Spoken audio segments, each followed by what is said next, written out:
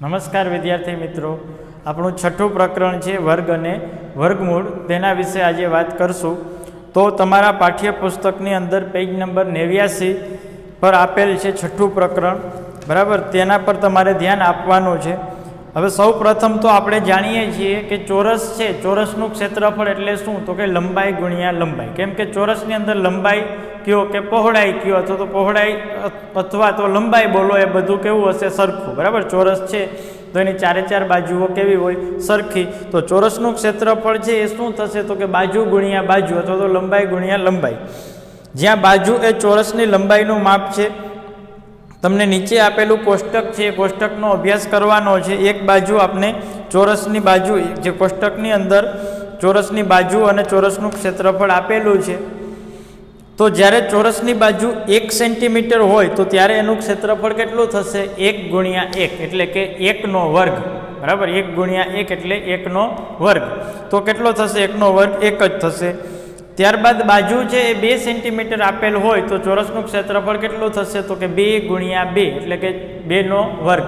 3 હશે તો 3 ગુણ્યા 3, 3નો વર્ગ. 4 હશે તો 4 ગુણ્યા 4 એટલે કે 4નો વર્ગ, બરાબર. આ થઈ વર્ગ વિશેની વાત. કોઈ પણ સંખ્યાનો વર્ગ એટલે શું?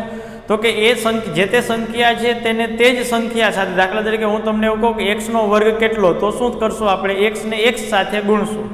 હું તમને એવું કહું કે 5નો વર્ગ કેટલો, તો 5 ને 5 સાથે ગુણશું, બરાબર. આ રીતે આપણે કોઈ પણ સંખ્યા છે એનો આપણે વર્ગ મેળવી શકીએ. હવે 4, 9, 25, હવે 4, 9, 25, 64 અને તેના જેવી અન્ય સંખ્યાઓમાં ખાસ બાબત શું છે? હવે દાખલા તરીકે 2નો વર્ગ 4 છે, એવી રીતે 9 છે એ કોનો વર્ગ છે? 3નો વર્ગ. 64 છે એ કોનો વર્ગ છે? તો કે 8નો વર્ગ, બરાબર. એવી રીતે 25 છે કોનો વર્ગ છે? 5નો વર્ગ. તો અમુક સંખ્યાઓ એવી છે કે જે કોઈકનો વર્ગ છે. હવે હું તમને કહું કે 3 છે તો 3 કોનો વર્ગ છે? તો 3 કોઈનો વર્ગ નથી, બરાબર. હું તમને કહું કે 5 છે એ કોનો વર્ગ છે? તો 5 એ કોઈનો વર્ગ નથી, બરાબર. તો અમુક સંખ્યાઓ એવી છે કે જે કોઈકનો વર્ગ છે, એવી સંખ્યાઓને પૂર્ણ વર્ગ સંખ્યા કહેવાય. કેવી સંખ્યા કહેવાય? પૂર્ણ વર્ગ સંખ્યા. એટલે એક જે તે સંખ્યા છે એ કોઈકનો વર્ગ હોવી જોઈએ, અથવા તો એને પૂર્ણ વર્ગ અથવા તો એને વર્ગ સંખ્યા પણ કહેવાય. આમ આવી 1, 4, 9, 16, 25 વગેરે સંખ્યાઓ છે એ એને વર્ગ સંખ્યા તરીકે ઓળખવામાં આવે છે. સામાન્ય રીતે કોઈ પ્રાકૃતિક સંખ્યા m એ તો જ વર્ગ સંખ્યા તરીકે ઓળખવામાં આવે છે કે જો m ને n ના વર્ગ વડે દર્શાવી શકાય, બરાબર. કઈ રીતે? તો કે દાખલા તરીકે હું તમને એવું કહું કે આ 25 છે, તો 25 છે એ શું છે? તો કે 5નો વર્ગ છે. આ 26 છે તો 26 એ કોઈનો વર્ગ નથી. તો આ 26 છે એને આપણે પૂર્ણ વર્ગ સંખ્યા અથવા તો વર્ગ સંખ્યા કહી શકીએ નહીં. 25 છે એને આપણે વર્ગ સંખ્યા અથવા તો પૂર્ણ વર્ગ સંખ્યા કહી શકીએ. કોઈક સંખ્યાનો વર્ગ હોવો જોઈએ. એવી રીતે 5નો વર્ગ 25, 6નો વર્ગ 36, તો 36 છે એ પૂર્ણ વર્ગ સંખ્યા કહેવાય.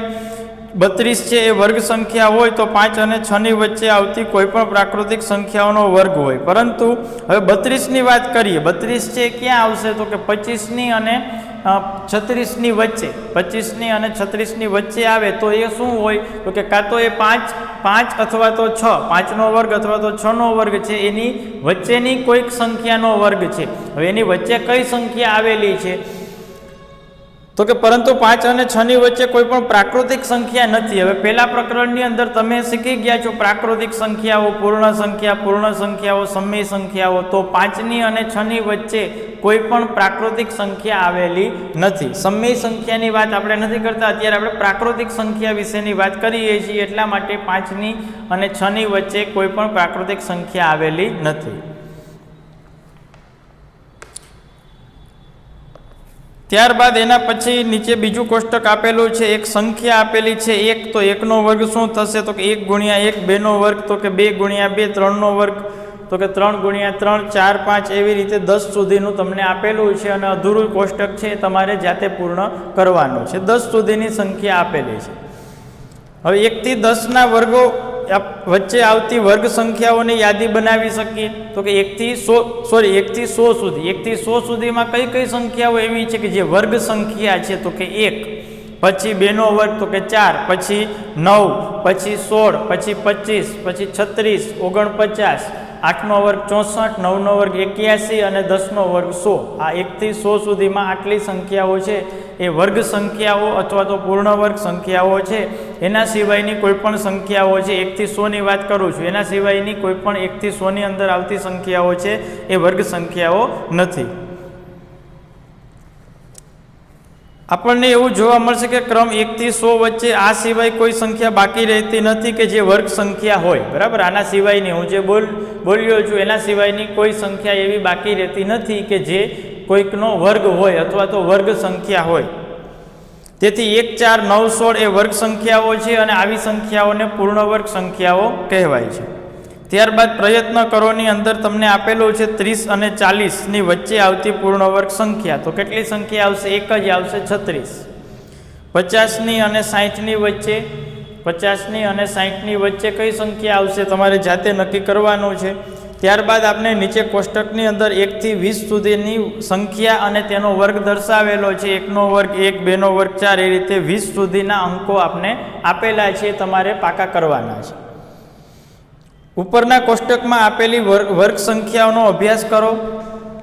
દરેક વર્ગ સંખ્યાનો એકમનો અંક શું જોવા મળે છે, એટલે કે દરેક વર્ગ સંખ્યાનો અંતિમ અંક શું મળે છે. આ બધી જ વર્ગ સંખ્યાઓનો એકમનો અંક 0, 1, 2, 1, 4, 5, 6 અથવા તો 9 છે. બરાબર, જુઓ વર્ગ સંખ્યા વર્ગ કર્યા પછીની વાત કરું છું તો કે પહેલામાં 1 હતું, પછી 4, 9, પછી 16, એટલે કે 6, 5, 6, 9, 4, 1 અને 0. બરાબર, હવે આમાં 2, 3, 7 કે 8 ક્યાંય આવતા નથી. એવી જ રીતે 11 થી 20 સુધીના વર્ગો પણ તમે ચકાસી શકો છો. કઈ એવી સંખ્યાઓ છે કે જે ક્યાંય આવતી નથી? એવી સંખ્યા કઈ? તો કે 2, 3, 7 કે 8.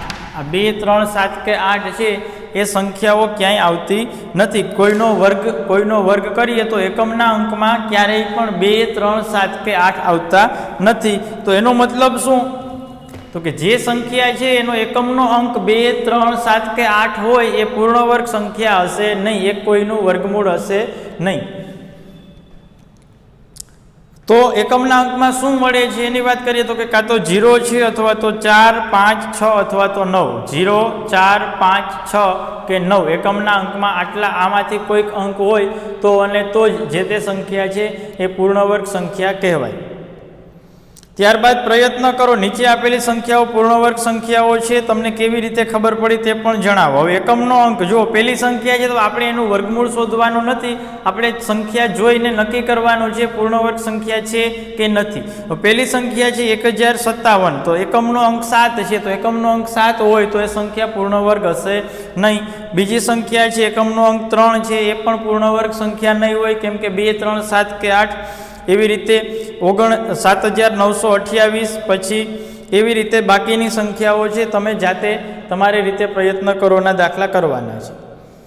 ત્યારબાદ નીચે આપેલું કોષ્ટક છે એનો અભ્યાસ કરો. તેમાંથી કેટલીક સંખ્યાઓને તેમના વર્ગ આપેલા છે. આ સંખ્યાઓના એકમના અંકોનું નિરીક્ષણ કરો. બરાબર, 1 થી લઈને 10, પછી 11 થી 20 અને 21 થી 21, 22, 23, 24, 25. ત્યારબાદ 30, 35, 40, 45 અને 50 એ રીતે તમને સંખ્યાઓ આપેલી છે.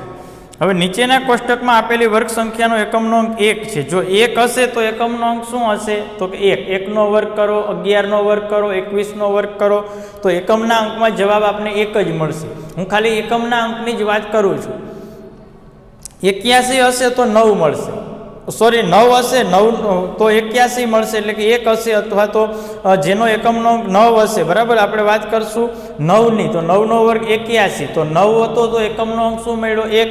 એવી રીતે 19 છે તો 19નો વર્ગ 361 છે, તો એકમનો અંક શું મળે છે? 1. બરાબર, એવી રીતે 121 તો કે 11, 361, 19, 441 તો એ છે 21નો વર્ગ. બરાબર, તો એક વસ્તુ આપણે જોઈ કે જો 1 હશે, એકમનો અંક 1 હશે અને વર્ગ કરશું તો જવાબની અંદર આપણે 1 મળશે. અને એવી જ રીતે એકમનો અંક 9 હશે અને વર્ગ કરશું તો પણ જવાબની અંદર આપણે 1 જ મળશે. બરાબર, એકમના અંકની વાત કરીએ છીએ. ત્યારબાદ 123નો વર્ગ, તો 3નો વર્ગ શું થાય? તો કે 9, એકમનો અંક 9 મળશે. 77નો વર્ગ છે એમાં પણ એકમનો અંક 9 મળશે. 82નો વર્ગ છે એમાં એકમનો અંક 4 મળશે, 161નો વર્ગ છે એમાં એકમનો અંક 1 મળશે. આ દરેક વસ્તુ તમે તમારી જાતે ચકાસણી કરી અને જોઈ લેજો. હવે પછીની એવી બે વર્ગ સંખ્યાઓ લખો કે જેનો એકમનો અંક 1 હોય અને તેને સંલગ્ન એટલે એની સાથે જોડાયેલી તો એના જેવી સંખ્યાઓ તમારે લખવાની છે.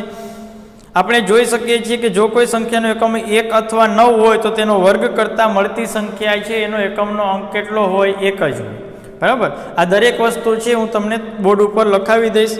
નીચેના કોષ્ટકમાં આપેલી વર્ગ સંખ્યા હવે 6 હોય, બરાબર, 4નો વર્ગ 6 થાય એવી રીતે 6 એકમનો અંક 4 અથવા તો 6 હશે તો એનો વર્ગ કરતાં મળતી સંખ્યાનો એકમનો અંક ફરજિયાત દરેક વખતે 6 જ આવશે. બરાબર. 4નો વર્ગ 16, 6નો વર્ગ 36, 14નો વર્ગ 196, 16નો વર્ગ 256 તો દરેક વખતે એકમનો અંક આપણે 6 મળે છે. એવી રીતે 19નો વર્ગ, 24નો વર્ગ, 26 વર્ગ, 36 વર્ગ અને 34 વર્ગ. આપણે જોઈ શકીએ છીએ કે જે સંખ્યાનો એકમનો અંક 4 અથવા 6 હોય તો તેની વર્ગ સંખ્યાનો એકમનો અંક કેટલો મળશે? 6. બરાબર. એના પછી પ્રયત્ન કરો અને ત્યારબાદ આપણે 10નો વર્ગ, 20નો વર્ગ અને 80નો વર્ગ આપેલો છે. હવે કોઈ એક શૂન્યવાળી સંખ્યા હોય, એક શૂન્યવાળી સંખ્યા એટલે કે 10 છે, 20 છે, 30, 40 એની અંદર એક જ શૂન્ય હોય તો એનો વર્ગ કરશું તો આપણે શૂન્ય છે એ ડબલ મળશે. એક હશે તો એના 2 મળશે. 10નો વર્ગ 100 થાય તો એક શૂન્યમાંથી કેટલા શૂન્ય મળે? 2. 20નો વર્ગ 20નો વર્ગ 400 થાય તો 20માં એક શૂન્ય હતા, 400માં કેટલા શૂન્ય છે? 2. એવી રીતે 100 હોય, 100નો વર્ગ કરશું તો આપણે 10,000 મળશે. એક શૂન્યનો વર્ગ 2 શૂન્ય, 2 શૂન્યનો વર્ગ 4 શૂન્ય, 3 શૂન્યનો વર્ગ 6 શૂન્ય, 4ના 8, 5ના 10 એ રીતે શૂન્યની સંખ્યા આપણે ડબલ મળતી જશે. જુઓ, તમને થોડા ઉદાહરણો આપેલા છે, ધ્યાનપૂર્વક તમારે જોવાના છે. ત્યારબાદ નીચે આપેલું છે પ્રયત્ન કરો, એ તમારે જાતે કરવાનું છે અને કેટલીક રસપ્રદ પેટર્નો. હવે ત્રિકોણીય પેટર્નનો સરવાળો આપેલો છે તો જો કોઈ સંખ્યા 1 છે એમાં આપણે 3 ઉમેરશું તો 1 + 3 કરીએ તો શું મળશે? 4 મળશે. તો 4 છે એ કોનો વર્ગ છે? 2નો વર્ગ. પછી 3 + 6 કરશું તો કેટલા થશે? 9 તો એ કોનો વર્ગ છે? 3નો વર્ગ. 6 + 10 કરશું તો શું મળશે આપણે? 16 તો એ કોનો વર્ગ છે? 4નો વર્ગ. 10 + 15 કરશું તો 25 મળશે તો એ કોનો વર્ગ છે? 5નો વર્ગ. બરાબર. આવી અન્ય પેટર્નો પણ તમે વિચારી શકો. જો તમને પાઠ્યપુસ્તકમાં પેજ નંબર 93 ઉપર આપેલું છે 1 + 3 = 4 તો 2નો વર્ગ, 3 + 6 એટલે 9, 3નો વર્ગ, 6 + 10 એટલે 16, 4નો વર્ગ. ત્યારબાદ બે વર્ગ સંખ્યાઓની વચ્ચેની સંખ્યા. બે વર્ગ સંખ્યાની સંખ્યાની વાત કરીએ તો 3નો વર્ગ 9 છે અને 4નો વર્ગ 16 છે તો 9ની અને 16ની વચ્ચે કેટલી સંખ્યા આવે? તો કે 9ની અને 16ની વચ્ચે 10, 11, 12, 13, 14 અને 15 આ 6 સંખ્યાઓ આવે. બરાબર. હવે આ નાની સંખ્યાઓ છે તો તમે ચકાસણી કરી શકો. હવે આનાથી મોટી સંખ્યા હોય તો દરેક વખતે આપણે 1, 2, 3, 4 એ રીતે સંખ્યાઓ ગણવાની નથી. તો શું કરશું? તો કે બે વર્ગ સંખ્યાઓ 9 અને 16ની વચ્ચે 6 સંખ્યા એવી મળે કે જે વર્ગ નથી. વર્ગ ન હોય એવી સંખ્યા કેટલી છે? તો કે 6. એવી રીતે 1ની અને 4ની વચ્ચે કેટલી સંખ્યાઓ મળે છે? તો કે 2 સંખ્યાઓ મળે છે. 1ની અને 4 તો કે 1ની અને 4ની વચ્ચે 2 અને 3. એવી રીતે 16 અને 25ની વચ્ચે 8 સંખ્યાઓ મળે છે. 4 અને 9ની વચ્ચે કેટલી સંખ્યાઓ મળે છે? તો કે 4 સંખ્યાઓ મળે છે. હવે દરેક વખતે આપણે આ ગણતરી કરવાની નથી, પણ આપણે શું યાદ રાખવાનું છે? તો કે 1નો વર્ગ એટલે 1 અને 2નો વર્ગ 4. આમ બે વર્ગ સંખ્યા ન હોય તેવી સંખ્યાઓ 2 અને 3 મળે છે. 2નો વર્ગ 4, 3નો વર્ગ 9 આ બંનેની વચ્ચે 4 સંખ્યાઓ મળે છે. હવે આપણે આ અન્ય આમ મળતી સંખ્યાઓ છે આ બે વર્ગોના તફાવતથી એક ઓછી હોય. બે વર્ગો છે એનો તફાવત કરવાનો છે. હવે બે વર્ગો એટલે કે જે સંખ્યા આપેલી છે આપણે જોઈએ કે જો આપેલ કોઈ પણ પ્રાકૃતિક સંખ્યા n અને n + 1 માટે આપણે વિચારી શકીએ. n જે પહેલી સંખ્યા છે એને આપણે n કહીએ અને બીજી સંખ્યા છે એને આપણે n + 1 કહીએ. બરાબર. n અને n + 1 માટે વિચારીએ તો n + 1નો વર્ગ શું કરશું? તો કે n + 1નો વર્ગ ઓછા n નો વર્ગ. n + 1નો વર્ગ ઓછા n નો વર્ગ. તો આનું આપણે સમીકરણ સાદું રૂપ આપીએ તો શું થશે? તો કે n² - 2n + 1 ઓછા n².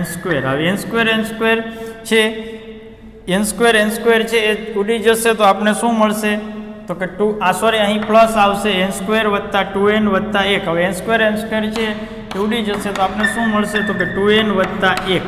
તો હવે આપણે આ 2n વત્તા 1 છે યાદ રાખવાનું છે. તો કે બે વર્ગ સંખ્યાઓની વચ્ચે કેટલી સંખ્યાઓ મળે તો કે 2n વત્તા 1 બરાબર. એટલે કે પેલી જે સંખ્યા છે 4 બરાબર. 4 અને આપણે 16ની વાત કરતા હોઈએ તો પેલી જે સંખ્યા છે 4 તો એને આપણે n તરીકે આપણે વિચારી શકીએ બરાબર. એટલે કે આપણે વ્યાપક રૂપે કહી શકીએ કે કોઈ પણ બે સંખ્યાઓ n અને n વત્તા 1ના વર્ગો વચ્ચે આવતી પૂર્ણ વર્ગ ન હોય તેવી સંખ્યાઓ 2n જેટલી હશે. કેટલી હશે તો કે 2n. અને તમે n વત્તા 5 અને n બરાબર 5 અને n બરાબર 6 ની આપણે ચકાસણી કરી શકીએ બરાબર. n બરાબર આ 2n છે એનાથી 1 ઓછી બરાબર. કેટલી હશે તો કે 2n જેટલી. એટલે કે જે સંખ્યા છે એમાંથી આપણે 1 છે એ બાદ કરશું બરાબર. હવે આપણે 5 અને 6 માટે વિચારીએ તો આપણે n બરાબર આ 5 અને 6 માટે વિચારીએ આપણે બરાબર. 5ના અને 6ના વર્ગ વચ્ચે કેટલી સંખ્યાઓ મળે તો કે 2n જેટલી. કેટલી 2n. 2n કરતાં 1 ઓછી એવું આપણે કીધું ને કે આ 2n વત્તા 1 છે એનાથી 1 ઓછી એટલે કેટલી થશે તો કે 2n જેટલી. 2n એટલે શું તો કે 2 ગુણ્યા 5 એટલે કેટલા થશે 10. આ આપણા સૂત્ર દ્વારા કરેલી ગણતરી છે. હવે આપણે જોઈએ તો 5નો વર્ગ કેટલો થાય તો કે 25.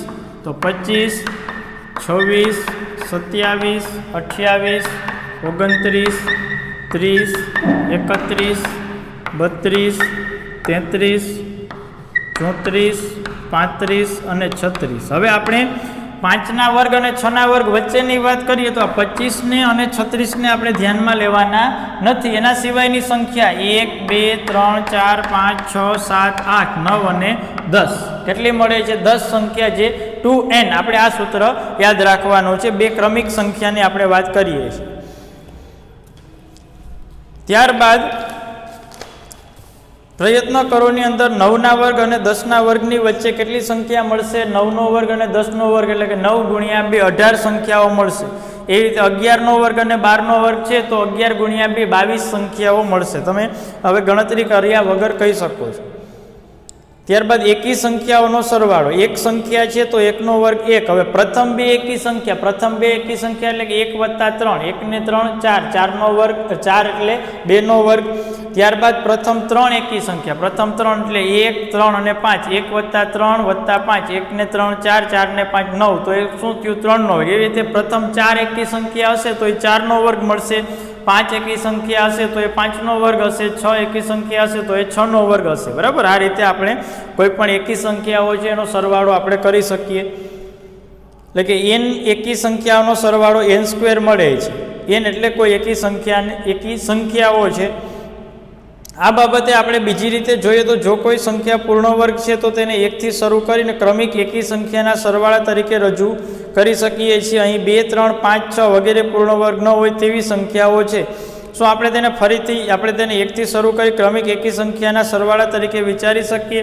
હવે સંખ્યા 25 માટે વિચારો બરાબર. તો 25માંથી ક્રમિક પહેલાં 1 બાદ કરશું, પછી 3 બાદ કરશું, પછી 5 બાદ કરશું, પછી 7 બાદ કરશું, પછી 9 બાદ કરશું. છેલ્લે આપણે શૂન્ય જ્યાં સુધી ન મળે ત્યાં સુધી આપણે ગણતરી કરવાની છે. કેટલી વખત આપણે બાદબાકી કરી ત્યારે આપણે શૂન્ય મળે તો કે જો 5 વખત બાદબાકી કરી તો આપણો 25 છે કોનો વર્ગ છે 5નો વર્ગ છે. એવી જ રીતે 38 માટે વિચારો તો 38ની તમે એ રીતે બાદબાકી કરતા જશો તો તમને જવાબ શૂન્ય મળશે નહીં. એટલે કે 38 છે એ પૂર્ણ વર્ગ સંખ્યા નથી. આ બતાવે છે 38ને 1 થી શરૂ કરી ક્રમિક એકી સંખ્યાના સરવાળા તરીકે રજૂ કરી શકાતા નથી. તેમજ 38 છે એ પૂર્ણ વર્ગ સંખ્યા નથી. નીચેની સંખ્યા પૂર્ણ વર્ગ છે કે નહીં તે ચકાસો. 121 55 81 49 અને 69 બરાબર. ત્યારબાદ આવે છે ક્રમિક પ્રાકૃતિક સંખ્યાઓનો સરવાળો. ક્રમિક પ્રાકૃતિક સંખ્યા દાખલા તરીકે 3નો વર્ગ છે તો 9 થાય. તો 9 છે એને કઈ બે સંખ્યાઓના સરવાળા તરીકે આપણે રજૂ કરી શકીએ તો કે 4 અને 5. એવી રીતે 5નો વર્ગ છે 25 થાય તો 25 છે એને કઈ બે સંખ્યાઓના સરવાળા તરીકે રજૂ કરી શકીએ તો કે 12 અને 13.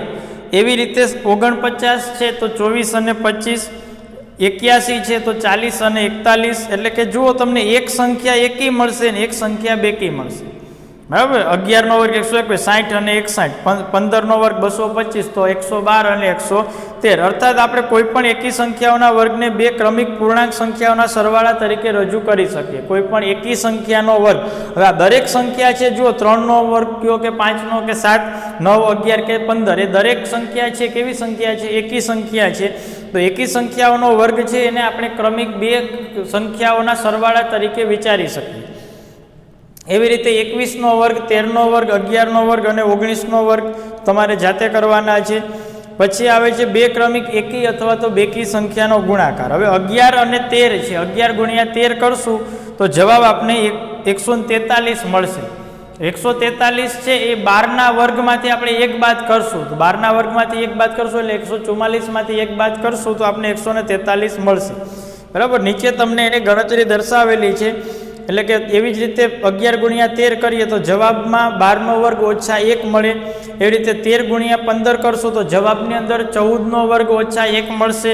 44 ગુણ્યા 46 કરશું તો જવાબની અંદર 45નો વર્ગ ઓછા 1 આપને મળશે. ત્યારબાદ પૂર્ણ વર્ગ સંખ્યાઓની અન્ય બીજી તરાહો: 1નો વર્ગ 1, 11નો વર્ગ 121, પછી 111નો વર્ગ, જુઓ 1, 2, 3, 2, 1, 1111નો વર્ગ તો કે 1, 2, 3, 4, પછી 3, 2, 1, એ રીતે તમને રસપ્રદ પેટર્નો આપેલી છે. ત્યારબાદ 7નો વર્ગ 49, 67નો વર્ગ 4489, બરાબર, 6, 6, 6, એ રીતે આપણે ઉમેરતા જશું ને આ બાજુ 4, 4, 4, એ રીતે ઉમેરતા જતા જશે અને 8ની સંખ્યા વધતી જશે. બરાબર, આવું શા માટે થાય છે એ તમને થોડા વર્ષો પછી ખબર પડશે અને ત્યારે તમને ખબર પડશે ત્યારે તમને આ એક બાબત છે ખૂબ રસપ્રદ લાગશે. બરાબર, આના સિવાયની બીજી તરાહો છે એનો વર્ગ પણ તમે શોધી શકો છો. થેન્ક યુ વિદ્યાર્થી મિત્રો.